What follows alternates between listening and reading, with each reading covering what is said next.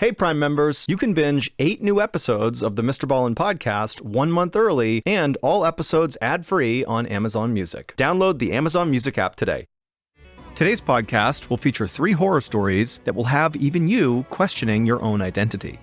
The audio from all 3 of these stories has been pulled from our main YouTube channel and has been remastered for today's episode. The links to the original YouTube videos are in the description. The first story you'll hear is called Bamboozled, and the odds of this thing ever happening again are basically 0. The second story you'll hear is called Lucky Shot, and it's about how a particular scene in a hit TV show had massive ripple effects after it was re-examined. And the third and final story you'll hear is called Familiar Face, and it's about how one selfie changed 2 girls' lives forever. But before we get into today's stories, if you're a fan of the strange, dark, and mysterious delivered in story format, then you've come to the right podcast because that's all we do, and we upload twice a week, once on Monday and once on Thursday. So if that's of interest to you, please give the Amazon Music follow button a 1,000-piece jigsaw puzzle for their birthday, but before you hand it over, make sure you've secretly removed one of the pieces. Okay, let's get into our first story called Bamboozled. She struck him with her motor vehicle. She had been under the influence and she left him there. In January 2022, local woman Karen Reed was implicated in the mysterious death of her boyfriend, Boston police officer John O'Keefe. It was alleged that after an innocent night out for drinks with friends, Karen and John got into a lover's quarrel en route to the next location. What happens next depends on who you ask. Was it a crime of passion?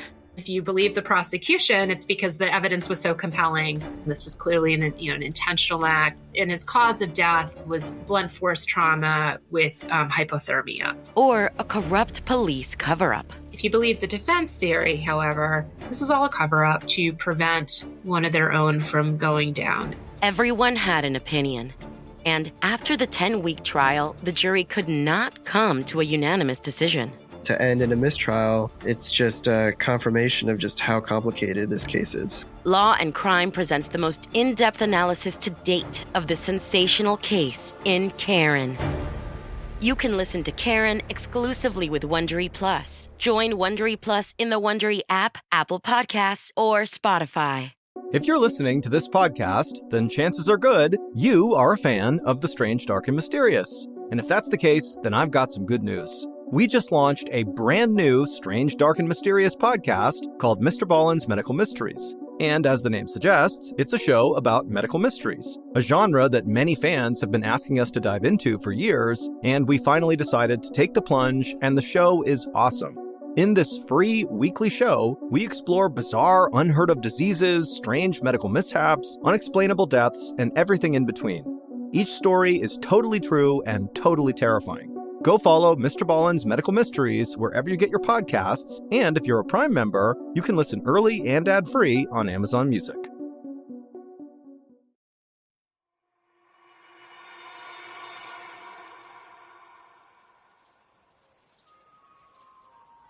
On a sunny afternoon in October of 2015, a 39-year-old man named Richard Jones walked along the perimeter of the yard inside of the state prison in Kansas, where Richard was serving time for a robbery. Up ahead, Richard could see there was a small basketball court with one hoop on it, and on the blacktop were dozens of other inmates that were exercising and chatting and socializing, and Richard actually knew most of them because he had been in prison for 16 years now, and Richard was also a very likable guy who was very outgoing and personable, and so he made friends really easily, even in prison. And so as Richard continued his walk in the direction of the basketball court, he saw one of the guys on the blacktop broke free from the group and began moving towards Richard.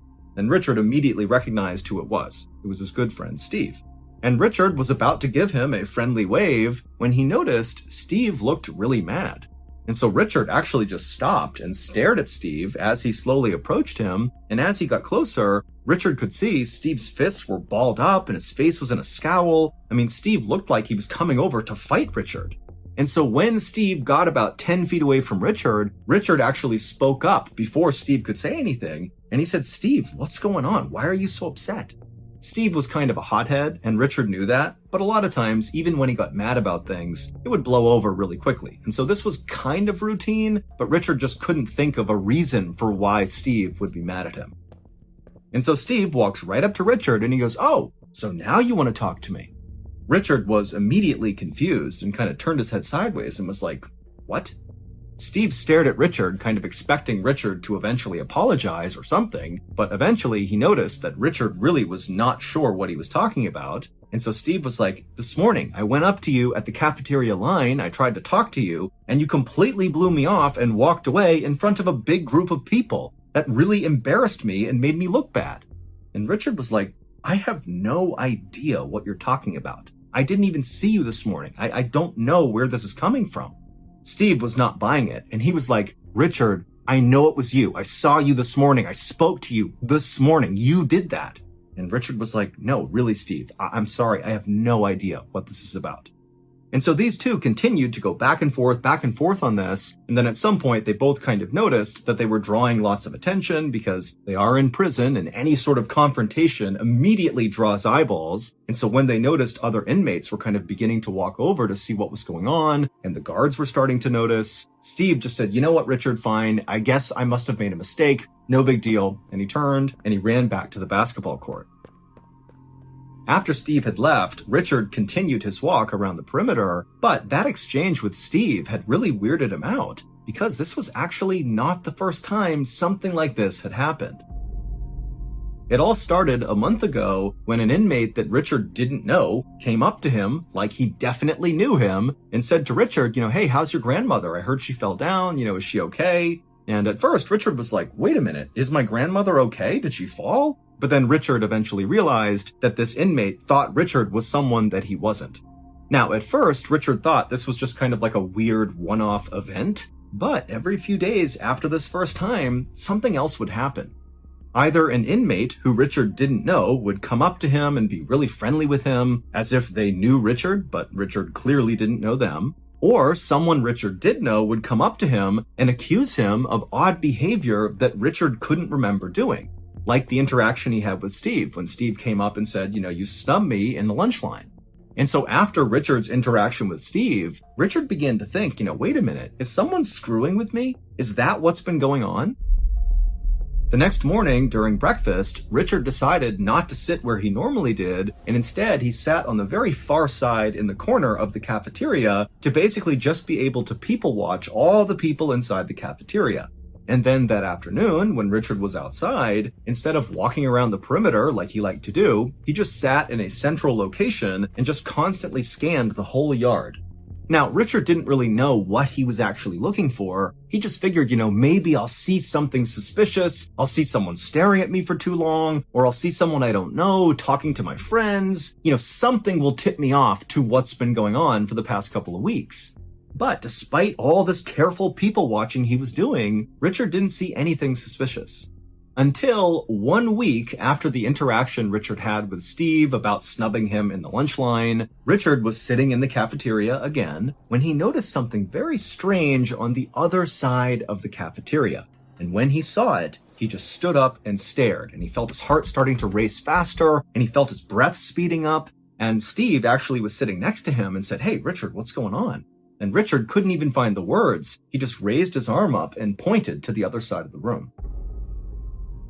When Richard had originally been arrested 16 years earlier, it was for robbing someone in a Walmart parking lot. Richard had always claimed he did not do it, but multiple witnesses had pulled Richard out of a lineup saying, "That's the guy." And the woman who actually got robbed told police she overheard the getaway driver yelling to Rick, the man who had robbed her, to get in the car so they could leave. And Rick is a nickname for Richard. Richard had insisted he was at a barbecue in another state at the time of this robbery, and so it really couldn't have been him, but the evidence was just overwhelming, and so eventually he was convicted. Richard had never been able to understand why so many people 16 years earlier had insisted that he was the one who committed that crime. And more recently, he couldn't understand why his friends, like Steve, were accusing him of doing things that he didn't remember doing. But that night in the jail cafeteria, when Richard spotted something on the other side of the room, suddenly everything over the last 16 years made perfect sense. Richard really was an innocent man. He did not rob that woman in the Walmart parking lot. His doppelganger had. A doppelganger is someone who looks exactly like you, but they're not actually related to you. It's just genetic chance that somebody else on the planet looks just like you. And it just so happened that Richard's doppelganger, who was this man named Ricky Amos, so it just so happened as well that the doppelganger shared basically the same first name, Ricky and Richard. Well, this doppelganger, Ricky, just happened to be sent to the same prison that Richard was at for a totally unrelated crime. These two men have never met, there's no connection whatsoever, they just look the same. And when Richard looked across the cafeteria and saw Ricky, it was like looking at a clone of himself, and it all clicked. All the people that were coming up to him saying, "You were doing this and acting weird," well, those people, Stephen included, were actually interacting with his doppelganger, Ricky. And 16 years earlier, Ricky was the one who committed that robbery in Walmart, and the victim and the witnesses, they all confused Ricky for Richard. Once a judge was made aware of this situation and saw the two photos side by side, he knew the police had made a mistake. Even the prosecutor who had tried Richard in the robbery case supported his release. Richard was freed in 2017 and got a $1 million settlement from the state. As for the doppelganger, Ricky Amos, he was never actually tried for the robbery 16 years earlier because by the time they figured out he was the robber, the case was too old to try.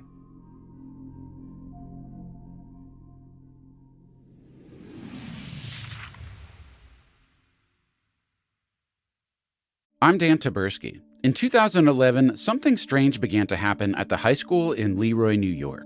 I was like at my locker and she came up to me and she was like stuttering super bad. I'm like, stop around. She's like, I can't. A mystery illness, bizarre symptoms, and spreading fast. It's like doubling and tripling and it's all these girls. With a diagnosis the state tried to keep on the down low. Everybody thought I was holding something back. Well, you were holding something back intentionally. Yeah.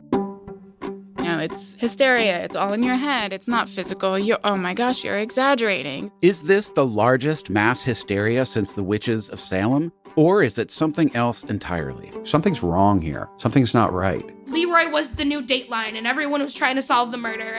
A new limited series from Wondery and Pineapple Street Studios. Hysterical. Follow Hysterical on the Wondery app or wherever you get your podcasts. You can binge all episodes of Hysterical early and ad-free right now by joining Wondery Plus.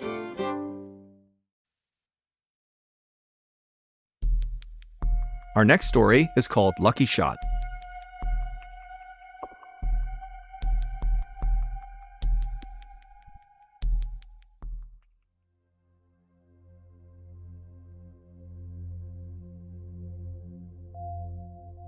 There is a very popular TV show on HBO called Curb Your Enthusiasm, and it's about the mega famous Larry David who created Seinfeld. And so Curb Your Enthusiasm is totally a satire. It's a comedy, it's about Larry David. And in fact, Larry David plays himself in the show, but Larry David in the show is a very exaggerated version of himself in real life. But the show is shot to look like it's almost biographical, but it's not. It's totally comedy. Apparently, in real life, Larry is known for getting into kind of funny, awkward situations, often that he brings on himself. And so on the show, basically every episode, Larry David finds himself getting into totally absurd situations that just get worse and worse and worse because Larry just makes all the wrong decisions. And so it's a really funny show. However, there is one particular episode of Curb Your Enthusiasm that will go down as the single episode virtually everyone who has ever watched the show will remember, and it's not because it was funny. It's because this particular episode had massive ripple effects that nobody from Larry David to writers to producers, anybody involved with this production could have predicted. The episode in question is called The Carpool Lane, and in this episode, Larry David, the character, is late to a baseball game at Dodger Stadium. And so he's stuck in traffic and he's totally upset. And then he has this idea that if he picks up this sex worker who's right outside his car, that if she gets in the car with him, he'll now have 2 passengers in his car and therefore will be eligible to use the carpool lane that currently nobody else was using in this traffic jam. And so that would allow him to get to Dodger Stadium faster. And so he hires this sex worker and she gets in the car and Larry kind of awkwardly explains his plan. And then he hops in the carpool lane. He makes his way to Dodger Stadium. The plan works great. And when he gets there, he actually ends up bringing the sex worker with him into the stadium just to enjoy the game with him. And so he goes up, they find their seats, and their seats are just so bad. But as they're sitting there and Larry's totally upset about how bad his seats are, Larry happens to see one of his friends who's also at this Dodgers game, and Larry can tell, his friend has great seats. And so the rest of the episode is basically Larry going down and trying to convince his friend to give up his seats for Larry and his sex worker to watch the game, and his friend just continuously says no. And so really that's the gist of the episode, and you can see how it kind of gets more and more ridiculous, and it gets really funny, but it's pretty typical writing for this show. This was not like a special show in any way. It was just kind of par for the course, Curb Your Enthusiasm. That is, until a lawyer named Todd Melnick heard about it. In the fall of 2003, this lawyer, Todd Melnick, called HBO and said he needed to see the raw footage from the episode they shot called A Carpool Lane. A producer at HBO named Tim Gibbons is the one who answered this call, and his first reaction was, we can't let you see this footage because this episode hasn't even aired yet, and so you're going to have to wait the couple of months until this episode comes out if you want to see this footage. But Tim quickly noticed that Todd Melnick, the lawyer, was not about to give up this easily. He was adamant that he had to see this footage right now. And so eventually, Tim Gibbons actually would go and find Larry David, and he would ask Larry, hey, do you mind if this random lawyer comes and watches this footage from this unaired episode? And Larry was like, okay. And so the next day, Todd Melnick showed up at HBO, and he was led into this small room with a TV, and Tim, the producer he spoke to, as well as Larry David and a few other people from the Curb Your Enthusiasm production, they all filed into this room, and all of them just sat down, and then they began playing the footage, the raw footage from the Carpool Lane episode. And as they watched this footage, which was hours and hours and hours long, the lawyer, Todd Melnick, is watching the footage and just kind of slumping into his chair, just seeming like what he was watching was making him more and more unhappy. That clearly, he was looking for something and he was not seeing it in this footage. But finally, when one of the producers put in the fifth and final tape of raw footage from this episode, Todd Melnick, as he's sitting there watching the footage, which looks basically like Larry walking up and down the steps at Dodger Stadium over and over again, and him also walking in and out of his aisle, they reshot the scene of him sitting down inside of his crappy seats. Todd's watching this over and over again, and then suddenly he sits up and he points at the screen and goes, right there. It would turn out Todd Melnick was investigating a murder case. The murder happened on May 12, 2003. A 16-year-old girl named Martha Puebla was standing in front of her house in a neighborhood in Los Angeles when she was shot by gang members because apparently a rumor had gotten out that Martha was snitching on gang members, and so she was killed. And the police actually had already made an arrest in this murder. They had arrested a guy named Juan Catalan. Juan's brother, Mario, was on trial for a different murder, and just 2 weeks before Martha's murder, Martha testified in Mario's case. And who was in the audience listening to Martha's damning testimony about Mario? Well, Mario's brother, Juan. And so prosecutors believed this was the motive for Juan to kill Martha. Also, there was an eyewitness to Martha's murder, and the sketch artist who worked with this eyewitness came up with a composite sketch of Martha's killer that looked exactly like Juan. And so now Juan was potentially facing the death penalty if he was found guilty.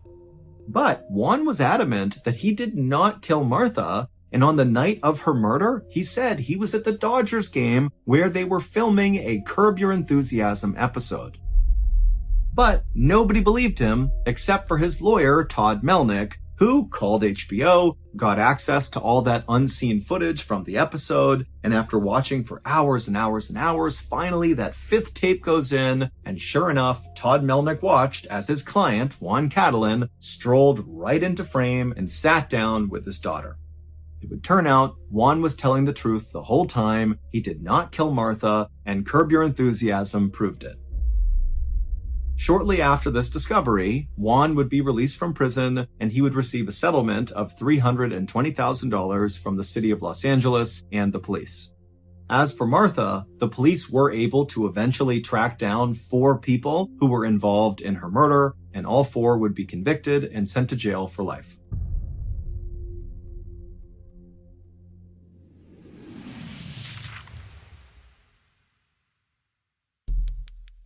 The next and final story of today's episode is called Familiar Face.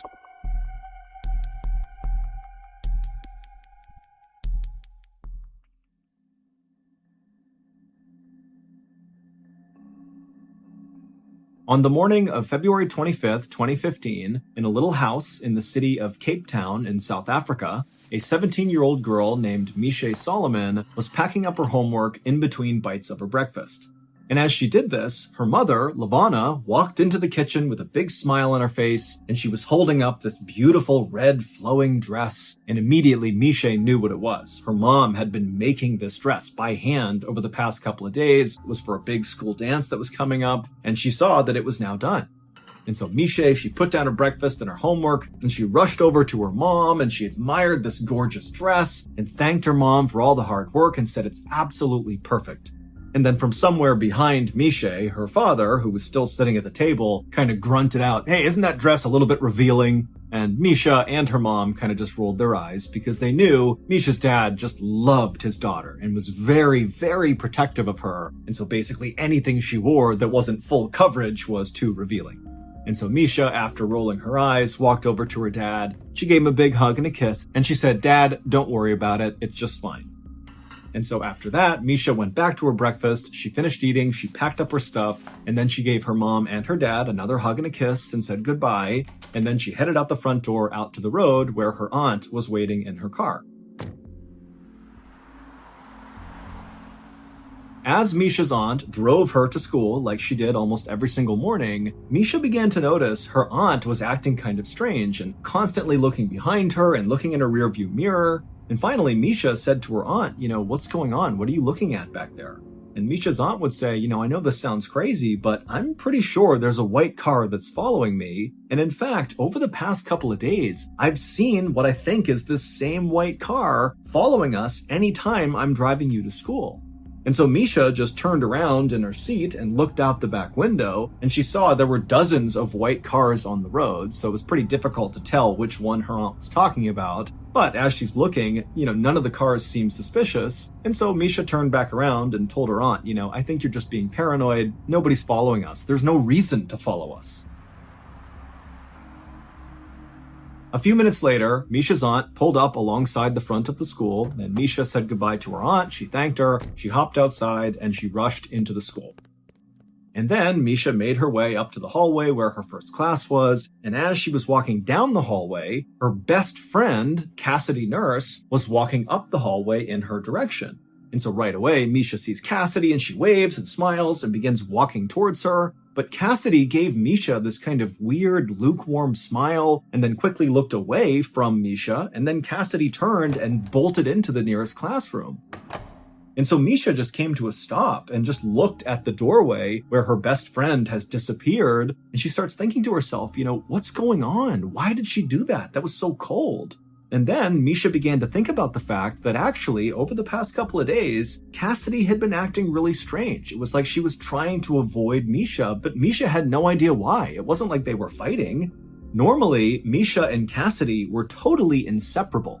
They had met earlier that school year, and even though they were actually kind of far apart in age, Cassidy was in 8th grade and Misha was in 12th grade, it was like it didn't matter. It was like right away when they met each other, they had this special bond where they just had to be around each other all the time, they shared everything with each other, and certainly anytime they saw each other in the hallway, they would stop to chat or even go into a nearby bathroom and do each other's hair and makeup and share any gossip they had recently heard.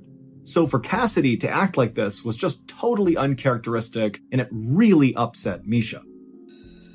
But just then, the bell rang in the school, so Misha knew at this point she was now late for her class, and so she had to forget about whatever was going on with Cassidy, and Misha just hustled down the hallway and went into her classroom.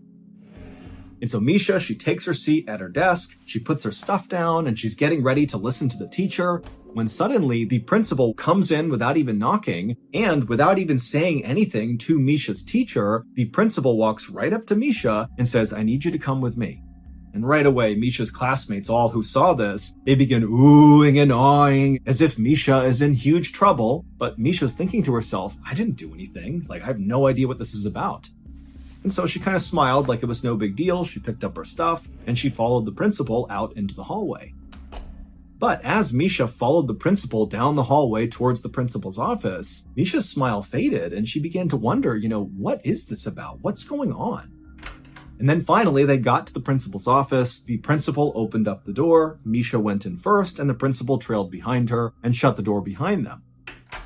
When Misha looked into the principal's office, she saw there were already 2 people inside who she didn't recognize. It was 2 women who were very serious looking, who were sitting on the side of the room.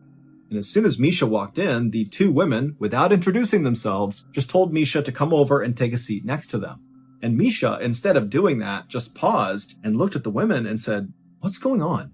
And at this, the 2 women kind of looked at each other, and then one of the women piped up and said, "Misha, we're here because the police sent us. And they sent us because of a photo that you and your very close friend Cassidy took." But before Misha could ask any questions like, what photo are you talking about and really what's going on here, these 2 women would explain the whole situation to Misha. And basically what they did is they told her this long, very convoluted story that involved Misha, it involved Cassidy, it involved this photo. And by the end of this story, this explainer story, Misha had taken a seat and put her hand over her mouth in utter disbelief. And then when the women were done explaining everything, Misha had a million questions, but it was like she was so overwhelmed with what she was just told that she just continued to sit there with her hand over her mouth, totally silent. And then finally, Misha did break the silence by saying, "Can I please just call my parents?" And at this, the social workers said, "No, you can't. And in fact, the police are already at your parents' house. They're talking to your parents right now. And so you can't talk to them. You can't even go home. In fact, you have to come with us for tonight." And then the 2 women got up and they made their way out of the principal's office. And they said, "Come on, Misha, you have to come with us."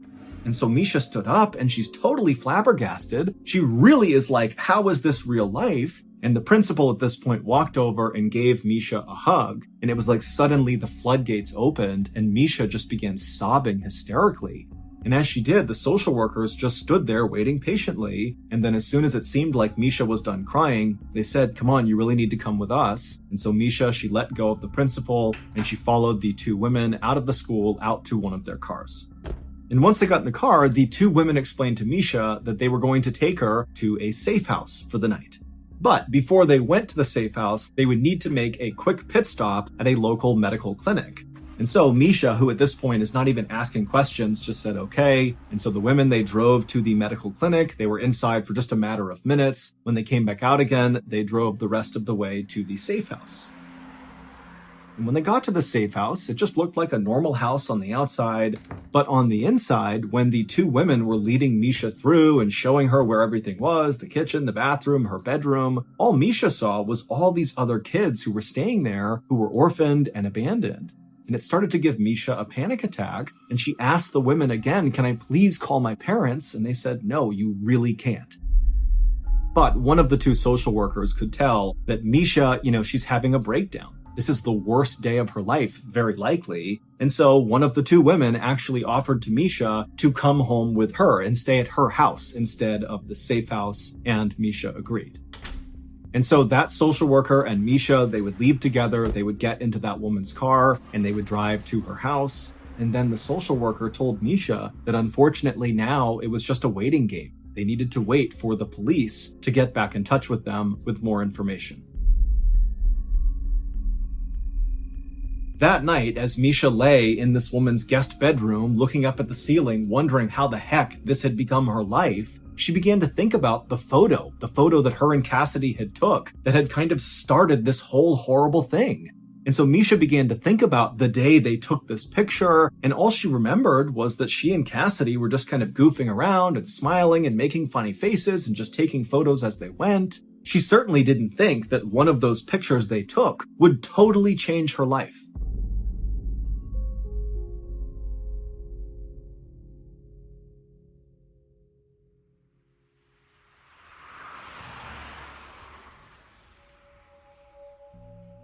The following morning, when Misha woke up, the social worker brought her to their office, the social worker's office, and there they met with the other woman who had first met Misha in the principal's office, and the three of them just sat in the office, not talking much, eating chicken wings and other snacks, just literally waiting for police to call them.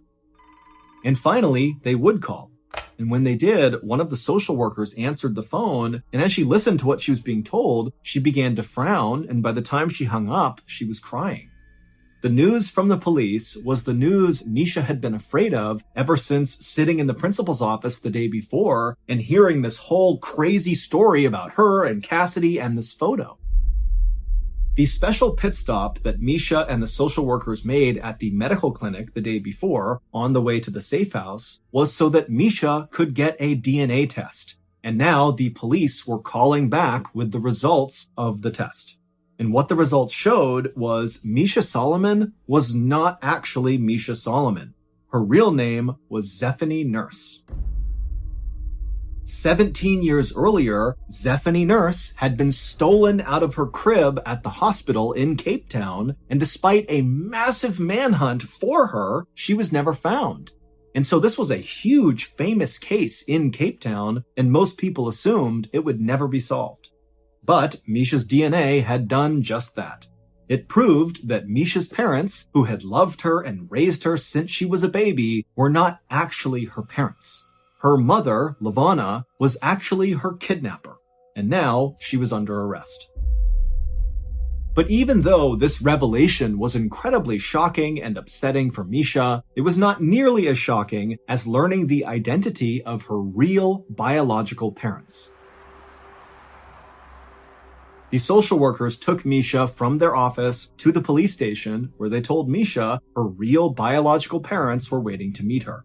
And so once they went inside the police station, Misha gripped onto the social worker's arm tightly. She was incredibly nervous, and she was led down a hallway to a door that was shut. And then finally, when Misha was ready, she pushed the door open, and her real parents, who were sitting right in front of her, they stood up and they ran towards her crying. But Misha just stood there, stunned and silent, staring at them. Because these people, they were not strangers to her. She knew them extremely well. They were the parents of her best friend in the world, Cassidy Nurse. Which meant Misha, aka Zephany Nurse, was Cassidy's sister. Months earlier, when Misha and Cassidy first met each other, the reason they hit it off so quickly and the reason they had similar senses of humor and liked the same things and looked so dramatically similar is because they were literally sisters. They just didn't know it. And then one day they took a series of selfie photos of themselves, and Cassidy, she would go home and show one of those photos to her parents and say, "Hey, look, my best friend, Misha Solomon, look how similar we look." And when Cassidy's parents looked at Misha Solomon, they instinctively knew, that is our daughter. That is Zephany Nurse. And so they would bring this photo to the police, and the police would begin to investigate. And during this investigation, they began trailing Misha. So when Misha's aunt told Misha that she thought a white car was following her, she wasn't just being paranoid. Those were investigators following Misha around, trying to get a feel for her schedule, because they needed to approach her when she was alone in order to get a DNA sample. They were worried if they contacted Misha and tipped off what they were doing, she would tell her parents, who were actually her kidnappers, and then potentially they might take Misha and run away. And so they couldn't risk that. They had to basically follow her around and wait for an opening to get this DNA test done. And so this was also the reason why Cassidy was acting so strangely towards Misha in the few days before the truth was revealed. It's because Cassidy knew about this investigation, and the police told her, you can't tip Misha off. She will tell her parents, her kidnappers, and they might abscond with her. And so Cassidy basically felt awkward and kind of just hid from Misha for a couple of days. The woman that Misha had grown up with and called her mom for her whole life, Lavana Solomon, was ultimately convicted of kidnapping and sentenced to 10 years in prison. There has never been any evidence to suggest that Lavana's husband, so Misha's dad for her whole life, actually knew that the baby had been kidnapped, because 17 years earlier, Lavana had been pregnant with their child. But it's believed she miscarried, and Lavana did not share that with her husband, Instead, she told her husband that she had gone into labor while he was at work and delivered their child, and so that's how they had this baby, Zephany, when in reality, after LaVonna had miscarried, she had at some point dressed up like a nurse, gone into the hospital, and stolen Zephany. For her part, Zephany, aka Misha, stayed in touch with both sets of parents, the fake ones and her biological ones. And she would say that, she still loves the parents who kidnapped her because they raised her and they treated her well. And in fact, Zephany would actually wear that beautiful flowing red dress that LaVonna had stitched for her to her high school dance, well after the news came out about who LaVonna was. Misha also decided that she would just keep the name Misha because that was what she was used to, instead of going back to her baby name, Zephany.